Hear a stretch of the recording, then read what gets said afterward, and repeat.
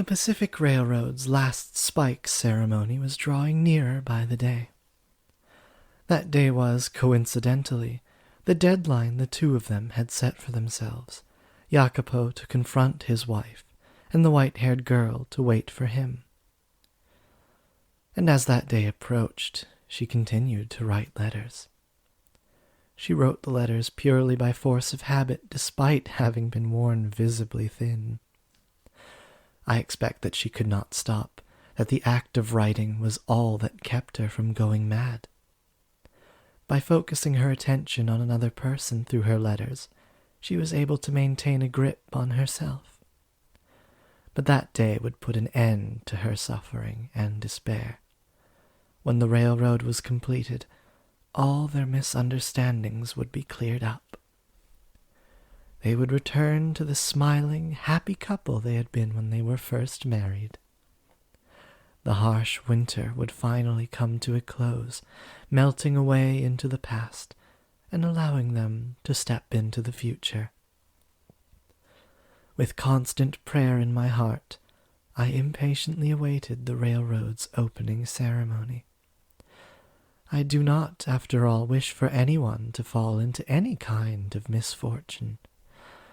And that goes for you too, for you as well, Master. Now, Master, the door is soon to be shut upon this era. Are you prepared to see what happens next? I see. Very well. Then allow us to make our way to that final day. See with your own eyes, Master, how this tale concludes. And please, do not let go of my hand.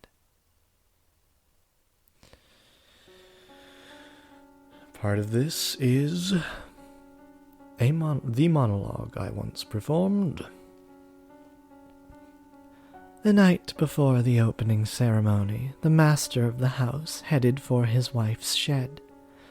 There was a tension on his face, but a surety in his step. He had found the resolve to speak with her. Having locked her away for so long in the shed like a common prisoner, Jacopo was hardly optimistic about what she might say to him. He had undeniably mistreated her, said heartless and cruel things to her, and even gotten physically violent with her. His actions were inexcusable, even if they were in response to her infidelity.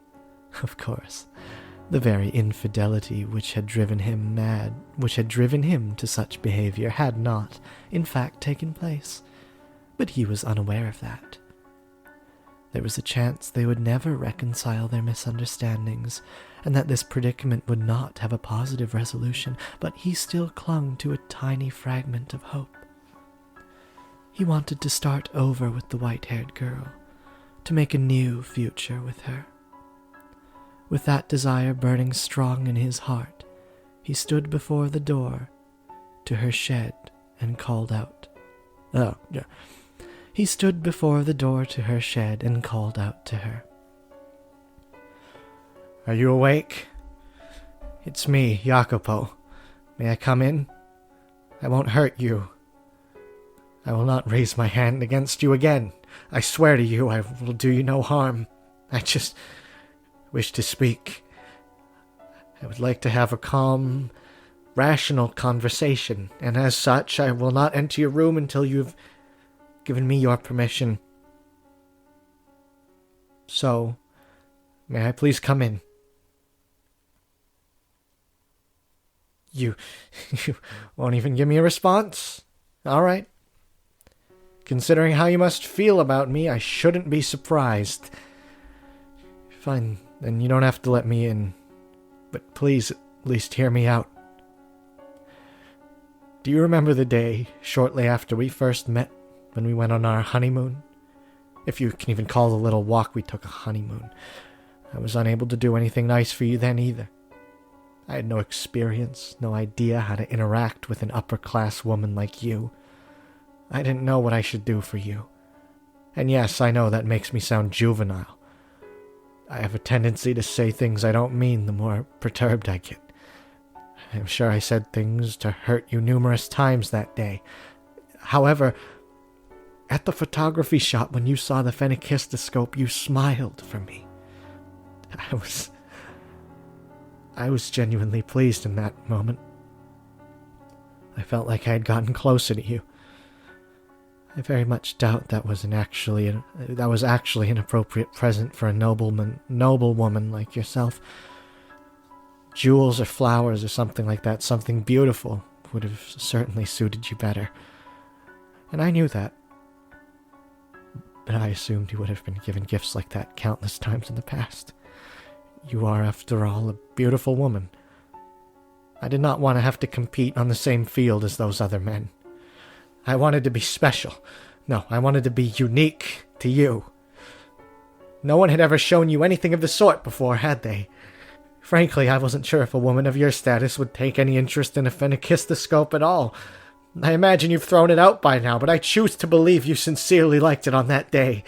That, if just for a moment, I caught your eye. Even if you started seeing other men afterwards, that moment was real, wasn't it? Our marriage was, at its core, nothing but an arrangement between our parents, an exchange of money and influence. That was how it began, but that day, I loved you. I yearned to see you smile as if I had loved you my entire life.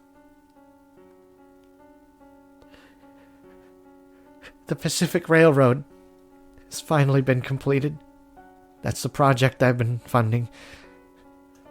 Everyone thought I was crazy, but a railroad now stretches across the breadth of this country. A joining ceremony will be held tomorrow. It's going to be a grand event.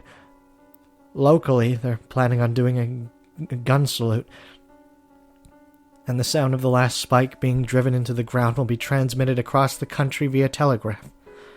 I have procured a telegraph, so we can listen to it here in the mansion.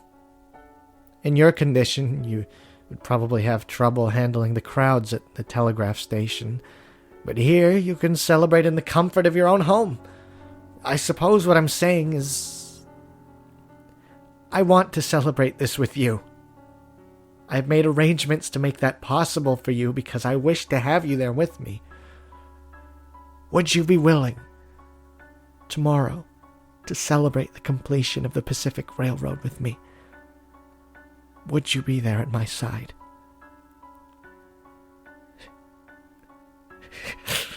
Please, say something. I want to start over. I know very well what I've done to you. You may be at fault yourself, but what I did is unacceptable. But what I did was a consequence of my overpowering love for you. I swear it. Why? Why will you not answer me? Say something, anything. Please. Please. You can hear me in there, can't you? If you don't want to, you can just say no. If you do reject me, I'll set you free. I won't hurt you. I promise. The door is not locked. Who opened it? Hello?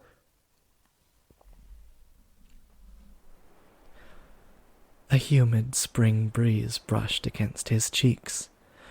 The drawn lace curtains appeared to glow in the gentle moonlight. The white-haired girl was not in her room. Where have you gone? Stupefied, he glanced around at his wife's chambers. To my eyes, the neatly organized room appeared no different than any other day. But to his eyes, it was pale and hollow. For the one who was supposed to be there, who was supposed to be waiting for him, was not present. He could not hear her voice from anywhere in the shed.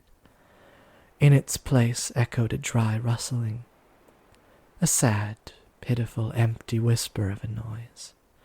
It came from the lone object left abandoned atop her desk. The phenakistoscope.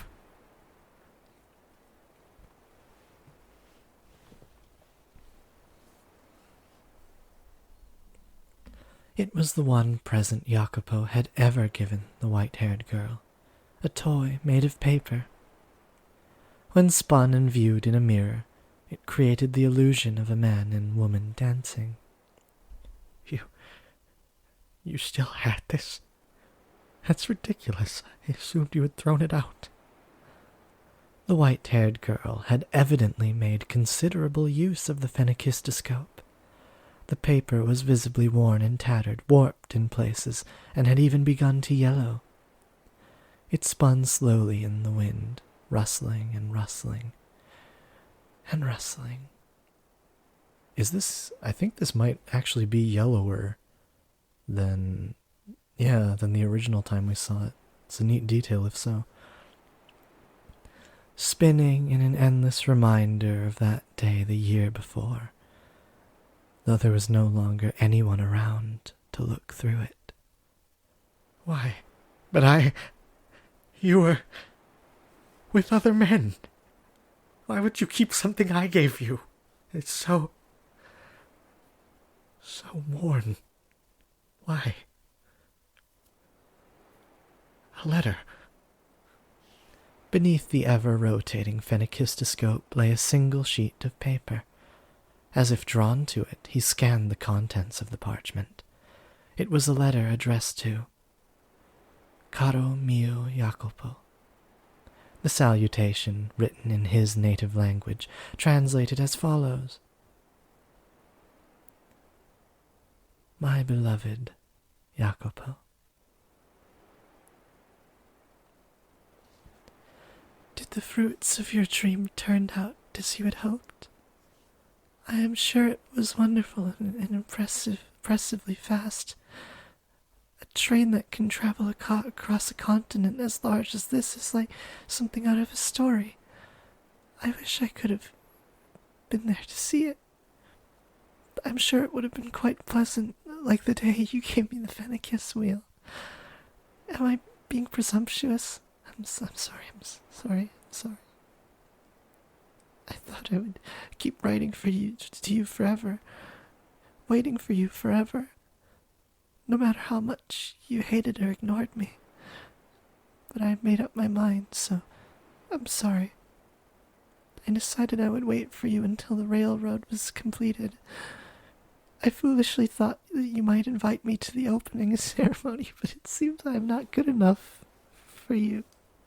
I'm going to take my leave of your house, so you needn't concern yourself with me any longer.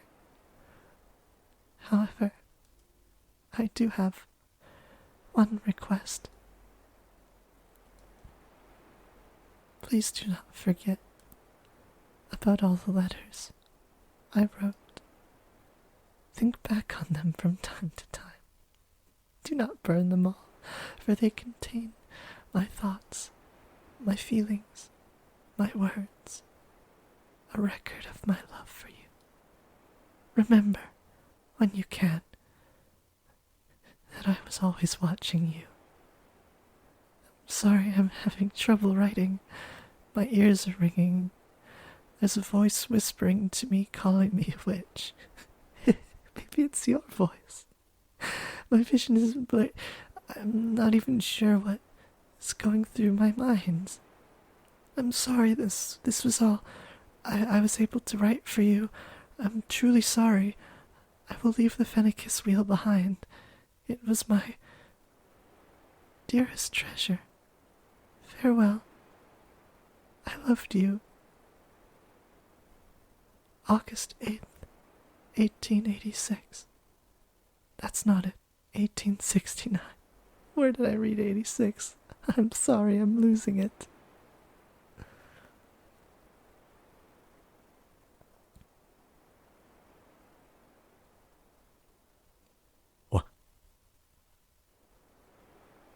What the hell is this? He was visibly rattled. And unsurprisingly so. The mention of the Transcontinental Railroad's opening ceremony, the letters she had written, her dearest treasure, her profession of love for him, and above all, the mangled text that appeared to have been written by someone not entirely in their right mind. Everything about it served to amplify his befuddlement. You waited for me? How can that be? The joining ceremony is tomorrow. It hasn't happened yet. Why? Why did you have to leave then? I'm here. I came for you just as I planned. The ceremony is on the 10th. A second later, Jacopo gasped. The date written on the letter was the date prior, May 8th. Did it say May? Oh. Why did I think it said August? She just wrote a really bad 5 then, or I'm blind and can't read good cursive. Originally, oh, well, did I peek? It sounded like I peeked in my ear, but maybe not. Originally, the ceremony was planned to be held on May 8th, 1869. I just can't read dates today. However, due to bad weather and a labor dispute, it had been postponed for 2 days. This can't be. I made sure you were informed. I had Maria.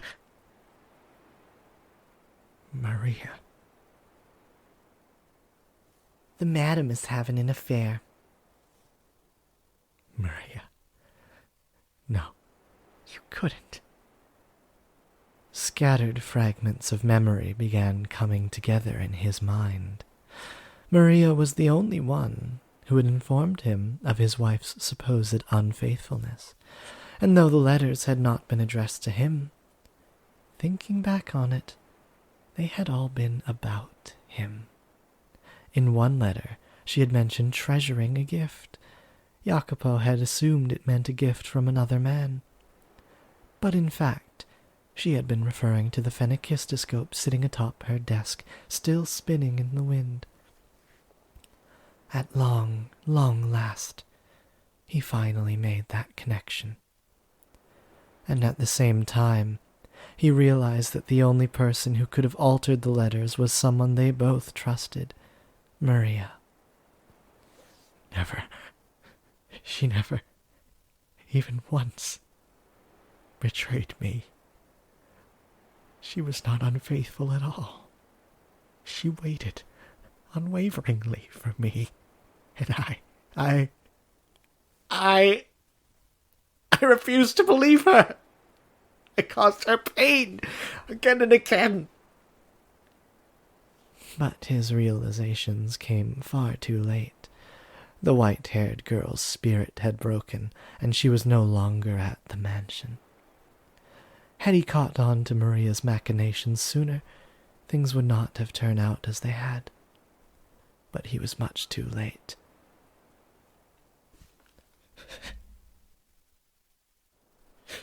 Maria, why? Why would you do this? Clenching the letter from his wife, Jacopo stormed out of the shed in search of Maria.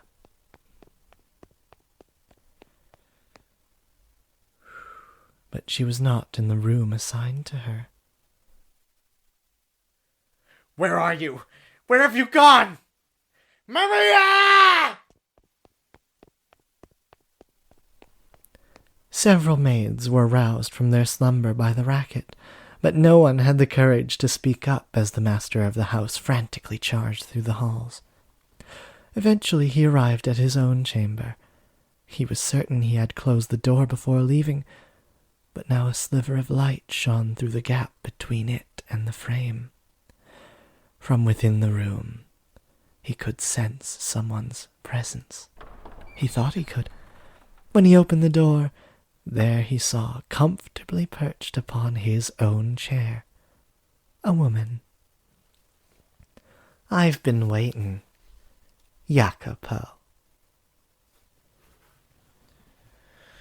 Queen?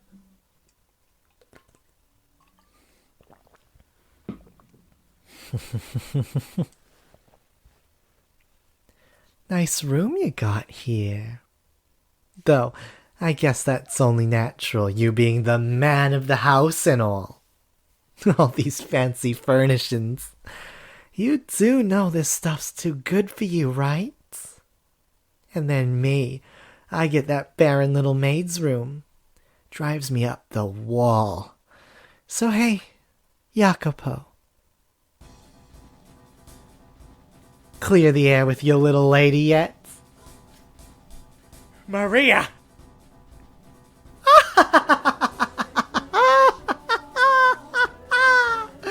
I love that look on your face. I'm guessing you didn't make things better, I'm guessing you didn't make things better, huh? Let me try that again. I love the look on your face. I'm guessing you didn't make things better then. You know good and well that she's not even here anymore. Well, yeah, but I still want to hear you say it, you know? I want to hear from your own mouth that you couldn't keep a leash on your woman, so you locked her up, drove her mad, broke her down, and then she ran away from you.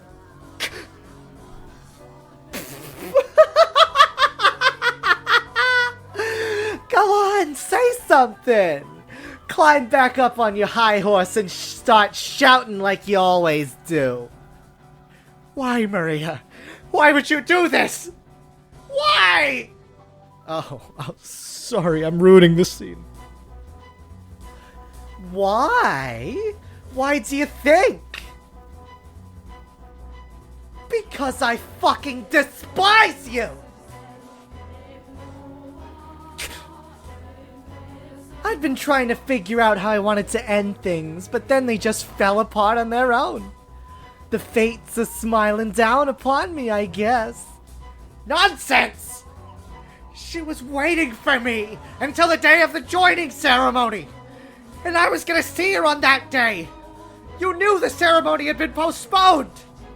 That's what you get for putting it all in my hands. For thinking I'm the only one on your side. What, did you think I'd just tell her like a good little maid? Not a chance in hell! I mean, talk about some fantastic news. You both picked the same day, but you've got the dates different. Absolutely perfect!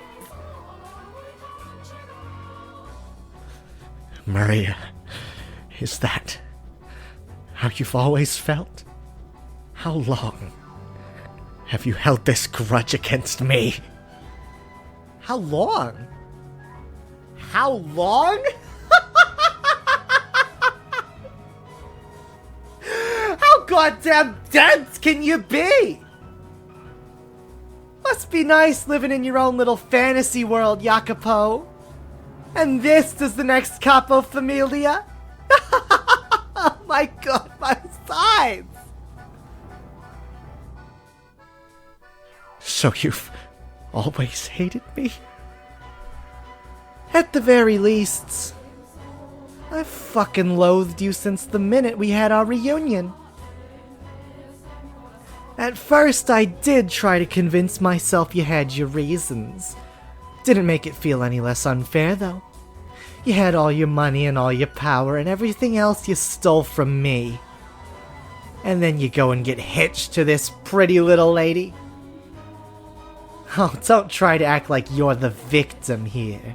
This is all on you. Do you have any idea how I felt? Falling from grace made you goddamn maid, and having to suck up to you? Do you have any idea how infuriating that was? Or did you think I didn't know anything? Did you think I didn't suspect anything? If you did, then you've got your head way up in the clouds. So you were motivated by your grudge against my family, the Berzatis? Precisely. That's exactly it. Your father wanted so badly to be the capo familia, wanted so badly to be in power, that he murdered my dad and grandpa. They say it was a carriage accident, but the ground was all torn to hell where it happened. You want to tell me what kind of carriage accident causes it to explode? As soon as my dad and grandpa died, your dad took over as capo familia. The balance of power in the factions began to change. My family and anyone with ties to the Campanellas was either exterminated or exiled. The Berzatis took control of the city. My grandpa's Koska became your Koska. No one in their right mind would be naive enough to think the Berzatis didn't have a hand in that. The great Campanella family, bitten by their pet dog. Except the dog had rabies. And as a result, in time, that leash, Still thinking of dogs. And as a result, in time, that lush, historic land will wither away and die. My dad and grandpa, buried in that dried-up earth, are screaming in their graves even now. You can't prove me wrong, can you, Jacopo? And now, first in line to be the next capo familia is you, his son. Naturally. Feels pretty good, don't it? Slaughtering my family. Leaving us to wallow in the mud. While you live here like a fucking king? Because of what your family did. I don't have a home to go back to anymore.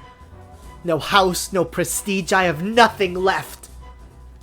And that's goddamn outrageous. The Campanellas are supposed to run that city, but instead, you filthy Berzati curs are crawling all over it like some kind of infestation. I am a legitimate Campanella, but I'm stuck being your goddamn maid. If I hadn't been born a woman, I could have become the capo familia after my dad and grandpa died. But because I'm a woman, I couldn't retaliate. And watch the I just had to sit on my hands and watch the tragedy unfold. It was absolutely miserable. So I had to make you suffer as well. I had to make you I had to make you twice as miserable as I was. You had no reason no. Sorry. Ooh. It's an intense scene, what can I say?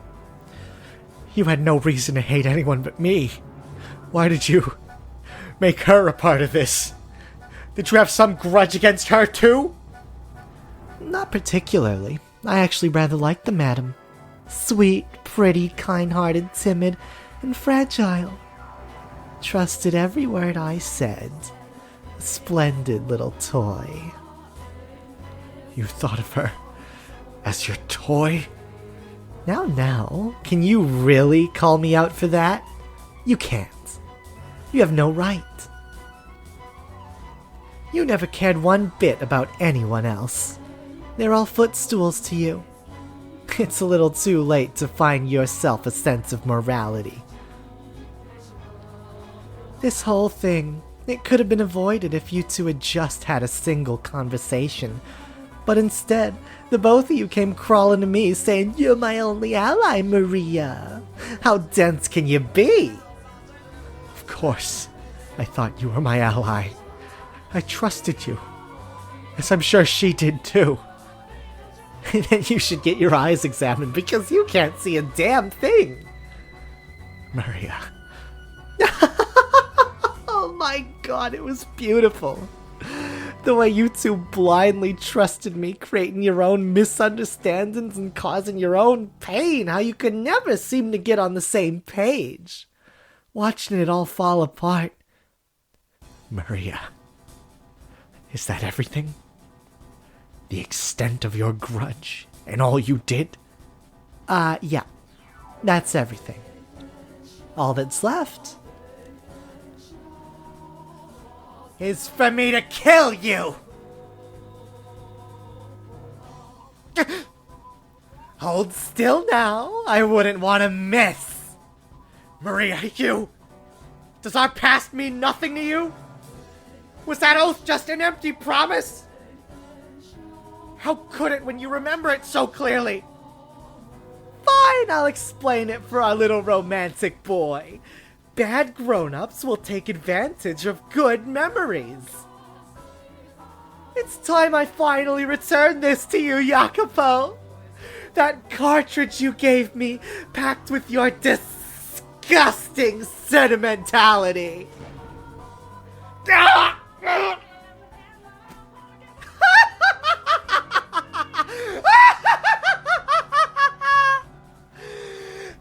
Killing you ain't the end, though.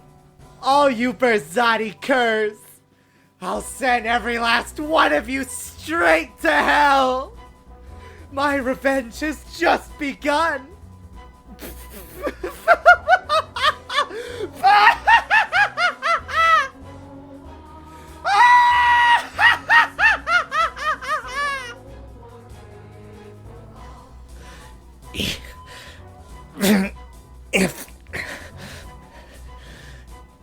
Even if you had been a man, you wouldn't have been a suitable capo familia. Huh? You should have aimed between my eyes, Maria! Jacopo!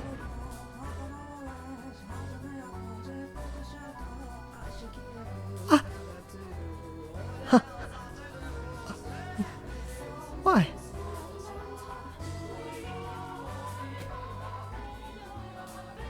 Why?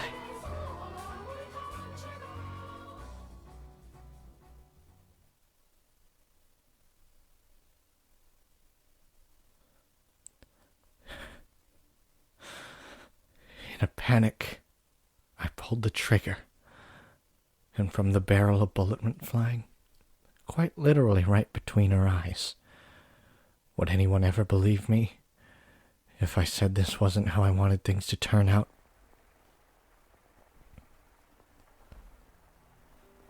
The rain just keeps on coming.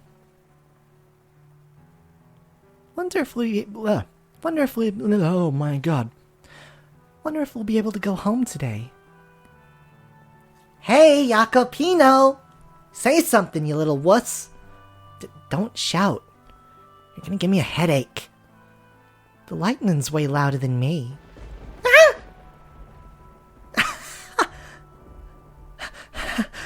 You jumped, Jacopino, you're such a baby. You jumped too, and stop calling me that. Don't be scared, don't cry. I am not crying. Your eyes are damp too. I'm not crying, not at all, not one bit. Liar.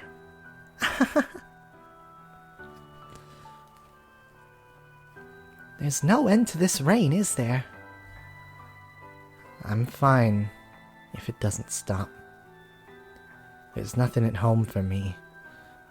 You don't want to go home? Your parents don't get along, huh?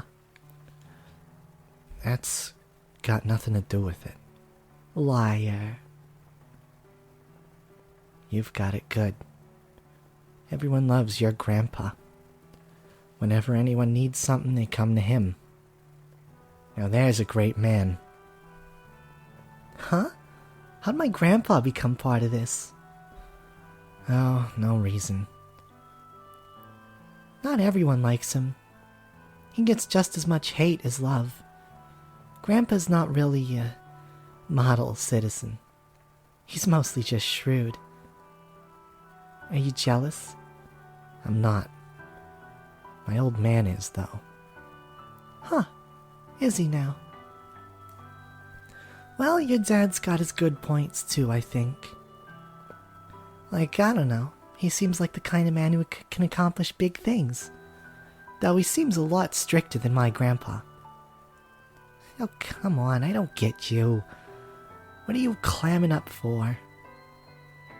No reason. If you don't want to go home, then how about we go somewhere far away from here? Huh? Once it stops raining, let's get out of here. Head up to the capital, find some work. Find some work. We could make it... Whoa. Mr. J, we could make it work, just the two of us.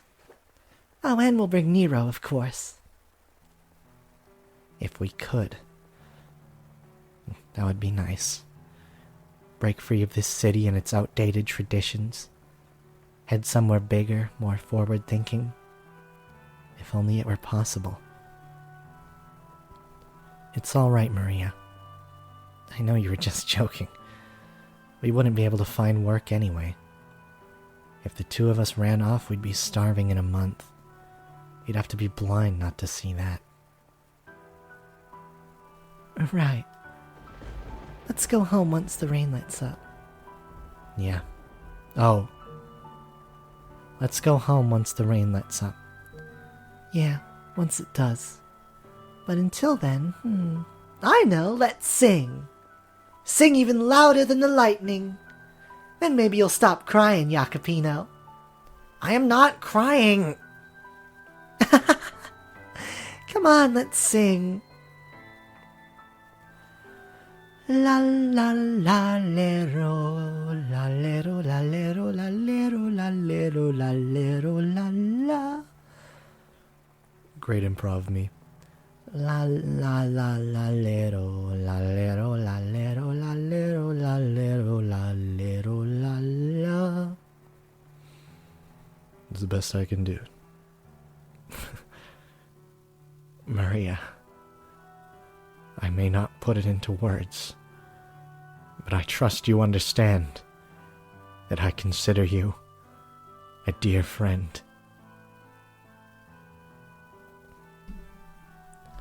Listen to me, Jacopo. My actions were justified. I did what I did for the betterment of this city, this land. The Campanellas are too conservative. Under their control, this country will atrophy. Progress will continue to lose steam. If we don't push forward, we'll fall further and farther behind. Before long, you will be made the next capo familia, but until that day, you will cross over to the new world and establish the Cosca there. Unify us, bolster us, make us strong. I'll handle things back here. I won't let the Campanellas try and strike back. What? You want Maria too? It's dangerous to keep a Campanella so close by. She has to be taken care of. If you insist, but do not let your guard down. Betrayal is a constant companion in this world. I'm giving you my revolver. Keep it on you at all times. Glory everlasting upon our blood and upon this earth.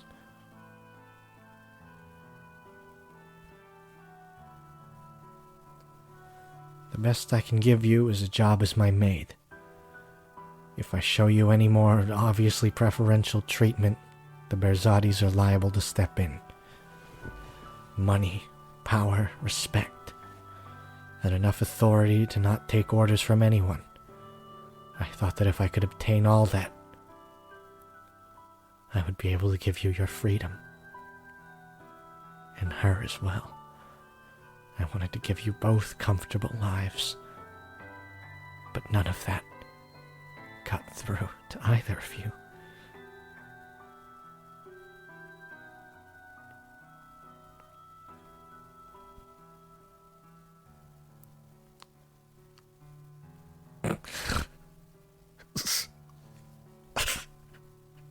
Everything is slipping through my fingers. Her love, my friendship with Maria, both of their smiles. Master! Master! What was that sound? Ah! So much blood! Ah! Maria? What happened this time? You keep getting stuck witnessing the worst things. What? What? Call a doctor. Someone with tight lips. Do not call the police. And don't make a scene. Got it? If so, then go on. Yes, sir. Right. Not everything has slipped from my grasp. My money and influence are all that's left. That is what you wanted, though, is it not? You sought money and power, no? Aren't you going to go? Yes, I will. But first I would like to ask you something. What do you intend to do from here? What am I going to do? Exactly the same as before. There's but one thing for me to do. I see. Will you eventually find solace in your riches? The way I see it, money and power can be your ally, but they can become your enemy in the blink of an eye. If you do not put them into words, your feelings will never make it through to anyone. For unlike money, humans are not measurable by their appearance.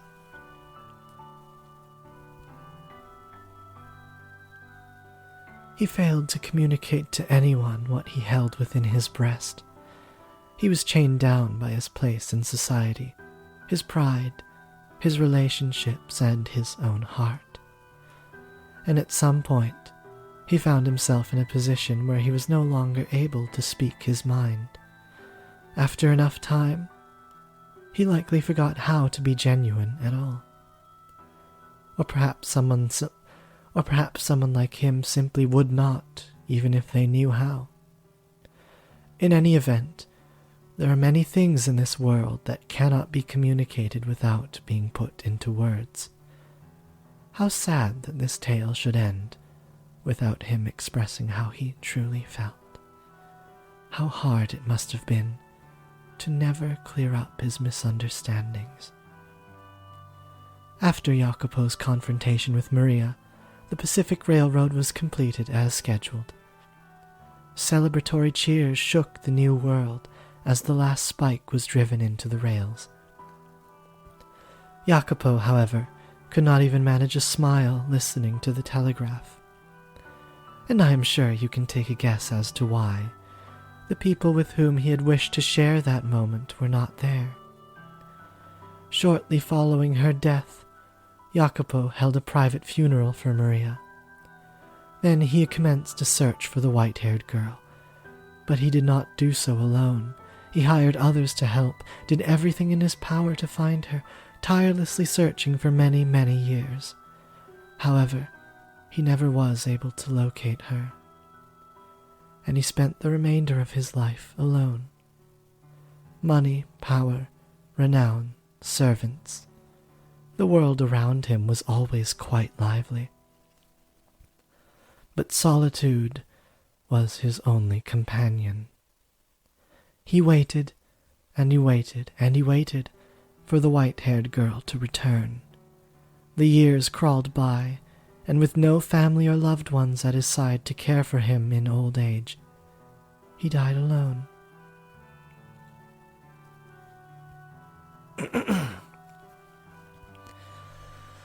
Oh, man. What a fucking story. And